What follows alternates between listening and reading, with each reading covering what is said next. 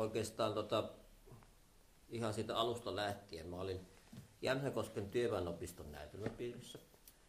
Ja sitten tuli tämä meidän ensimmäinen ammattiohjaaja, eli Minkkisen Arto. Se tuli oikeastaan sinä aikana, kun meillä oli se työväenopiston näytelmäpiiri. Ja sitten se lähti siitä liikkeelle, että sit kun yhdistettiin nämä teatterit, eli siellä lähti niin kuin toimimaan nämä kaikki vanhat piirit. Ja sitten sitä kautta alusta lähtien olin siinä teatteri epävirallisessa johtoryhmässä ekana ja sitten myös alkuaikoina Minkkisen Arto oli semmoinen ohjaaja, että se niin kuin melkein velvoittikin jotkut harrastajat myös niin kuin ohjaamaan. Eli se oli semmoinen niin puoli pakko ja mä olin sitten yksi, mikä oli Minkkisen Arton semmoisessa piirissä. Ja sitten me valittiin jokainen ihminen, jotka siinä piirissä oli, meitä oli siellä muutama, niin valittiin niin kuin näytelmä, mitä me ruvettiin tekemään. Ja sillä tiellä niin kuin ollaan. Eli alusta lähtien. Joo, se varmaan oli, jos Minkkisen Arto silloin aloitti, niin se oli se. Eli meillä oli muistaakseni 91, oli kyllä se näytelmäpiiri, missä mä niin olin. Ja se olikin mun ensimmäinen rooli niin kuin tällä Jämsän seudulla. Että opiskeluaikoina huomasin sen, kun olin nuorison vapaa-aikaohjaajaksi opiskelemassa, että esiintyminen on hauskaa. Sitten rohkenin lähteä mukaan, kun sitten siinä oli vielä tuttu ihminen niin kuin vetämässä. Ja siitä alusta lähtien. Mullahan on ollut niitä loppujen lopuksi hirveän vähän, koska mulla on aina ollut siellä välissä useampien vuosien taukoja. Eli nytkin tulee kesällä niin kuin 5 vuotta, kun mä oon viimeksi ollut. Mutta on ollut kuitenkin mahdollisuus niin kuin tehdä semmoisia isoja juttuja, mitä esimerkiksi joku harva niin kuin ammattinäyttelijäkään pääsee niin kuin omalla teatteriurallaan niin kuin tekemään. Niin isoja juttuja, mutta aika harvakselta. En mä osaa niitä, mutta ne on melkein voi laskea niin kuin 2 käden sormilla hyvinkin ne mun jutut. Aichmannin fiilikset on ihan hyvät, että tässä on ollut onneksi mahdollisuus valmistautua niin kuin moneen kertaan tähän juttuun. Ja kyllähän tämä kuuluu ihan niihin merkittäviin, jos ei merkittäviin. Ja tietysti se, kun tässä on tavallaan juhlaesitystä niin kuin ollaan tekemässä ja oikeastaan myös niin kuin näytelmä on semmoinen, mitä ei juurikaan ole Suomessa esitetty. Ja mä oon ainakin ymmärtänyt, että mä olen nyt Suomessa toinen ihminen, joka tätä roolia niin kuin tekee. Niin kyllähän tämä niin kuin on iso haaste, että mä luulen, että kyllä se pikkuhiljaa elimistössä rupeaa niin kuin tuntumaan, kun tästä niin kuin viikot etenee ja 4 viikon päästä ensi iltaan on koettu. Kun herra Juutinen lukuharjoituksessa niin kuin pistäytyy. Et onhan meillä joskus aiemmin meillä on aika paljon semmoisia kantaesityksiäkin, mitkä meillä oli Harri Istvanmäen aikana, koska Harri Istvan tykkäsi myös niin kuin kirjoittaa. Niin siihen aikaan oli Harrin näytelmiä useampi, mikä oli kantaesityksenä. Niin silloin tietysti päästiin hyvinkin kirjailijan kanssa asiaa niin kuin viemään, kun se kirjoitti ja ohjasi. Mutta oli tosi hieno homma, että Juutinen pistäytyi tuossa ja kyllä se niin kuin valasi niitä monia asioita, mitkä tuossa näytelmässä niin kuin käsitellään ja aiheena on. Jos niin kuin yleisö lähtee siinä ihan kiva, niin se on mun mielestä huono palaute, kun se, että ne sanoo, että tämmöisiä niin kuin pitää tehdä. Jos tunteita niin kuin herättää, vaikka se olisi sitten semmoinen tunne, joka aiheuttaa semmoista, että tekisi meidän lähteä paikaltaan pois, mutta tietyllä tavalla niin kuin se on raju, mustaa huumoria, mutta ihmisten pitäisi kanssa olla niin kuin avoimia sen suhteen, että tulla katsomaan erilaisia niin kuin juttuja, eikä pelkästään se, että niin kuin, hykerellään siellä, niin kuin vaikka tässäkin on semmoisia kohtauksia, missä saa hykerellä, mutta on myös semmoisia kohtauksia, missä saat todella niin kuin miettiä näitä kuvioita. Ja varmaan myös, että yleisö on jostakin asioista hyvinkin eri mieltä, miten me näytelmä niin kuin toteuttaa ja mitä asioita ja kannanottoja näytelmässä niin kuin tulee. Mutta se, että oltaisiin myös valmiita niin katsomaan erilaisia juttuja, koska teatterihan minun mielestäni on yksi tarkoitus se, että sieltä niin kun nostetaan niin kun puheen aiheita, otetaan tiettyihin asioihin kantaa, eikä pelkästään se, että niin kun viihdytetään. Onhan tietysti yksi tärkeä osa. Et kyllä mä oon hirveän mielessäni siitä, että me Eichmannia tehdään. Että on se palaute sitten mikä hyvää. Ja niin kuin sanoit, se voi olla semmoinen, että joko tai, mutta ei se mitään.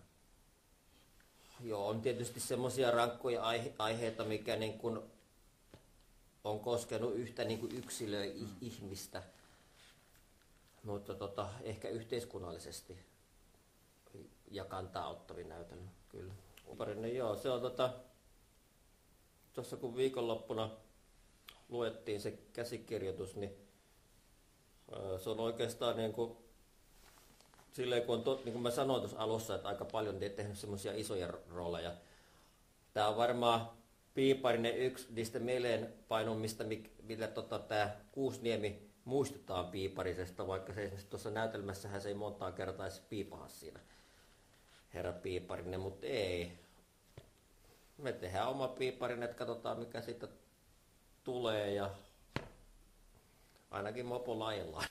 Tähän viisasta tähän sanoisi. Tietysti teatterilaiselle, meille kaikille toivon sitä semmoista yhteen hiileen niin kuin puhaltamista ja aina kaikista asioista ei tarvitse olla samaa mieltä, mutta kuitenkin silleen, että viedään teatteria niin kuin eteenpäin ja nyt kun ollaan vähän niin kuin tämmöisessä ahtaassa tilanteessa, niin nyt sitä yhteisvoimaa niin kuin tarvitaan.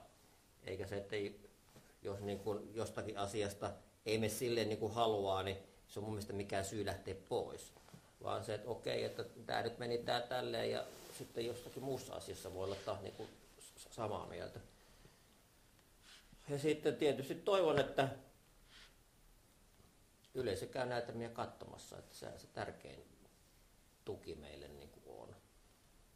Ja tietysti nytten kanssa toivon, että meidän omasta porukasta niin kuin löytyy ihmisiä ja uskallusta niin kuin ohjaamaan näytelmiä. Koska mitä enemmän meillä on näytelmiä ensi-illassa ja vuoden aikana, niin sitä enemmän me saadaan varmaan niin kuin myös niin kuin yleisöä ja sitä paremmin pystytään sitten paikkaamaan meidän näitä tilanteita, mitä tällä hetkellä sitten ammattiohjaajia ei kaikkien näiden erilaisten syiden takia ei ole käytettävissä, niin se on tietysti näille, jotka miettii sitä, että lähdenkö ohjaamaan vai en, niin niille tietysti myös semmoinen tuki, että antaa niinku niitä ajatuksia, että miten näytelmää, mitä asioita, ne on ne tärkeät asiat siellä ja niinku rohkaista niitä niinku tekemään. Niin. Nytkin kun Eichmannia tehty, niin harjoituksessa on hirveän hauskaa, meillä on mukavaa. Se on tietysti yksi asia, mutta tietysti se, että jos sä lähdet johonkin juttuun, niin sitten sä sitoudut siihen. Eli kyllä se tietysti vaatii myös niinku sitoutumista, että jos on niinku valmis siihen, että johonkin lähtee, niin lähtee sitten niinku kunnolla, voi aina niinku lähteä niinku tauolle, mutta sosiaalista yhdessäoloa tämä niinku antaa.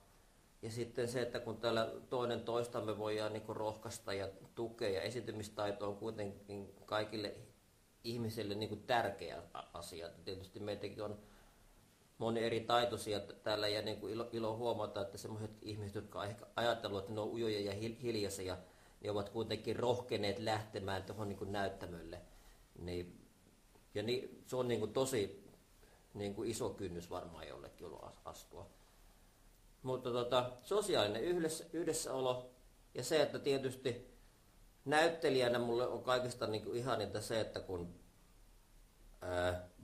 näytelmä päättyy ja sitten kun loppukuvaus on ja sitten jos tuntuu, että on yleisön kanssa saanut semmoisen niinku vuorovaikutuksen, että vaikka näyttelijät onkin tuolla näyttämöllä, niin se on kuitenkin vuorovaikutteinen tilanne, että sä pystyt niinku aistimaan yleisön hengityksistä ja huokailusta ja sitten, että onko ne mukana siinä vai ei. Ja se tietysti, jos niinku, sieltä niinku saa just niillä jollakin hengityksillä ja niin sen aistii sen yleisön olo ja se tekee niinku hyvää ja se on palkitsevaa.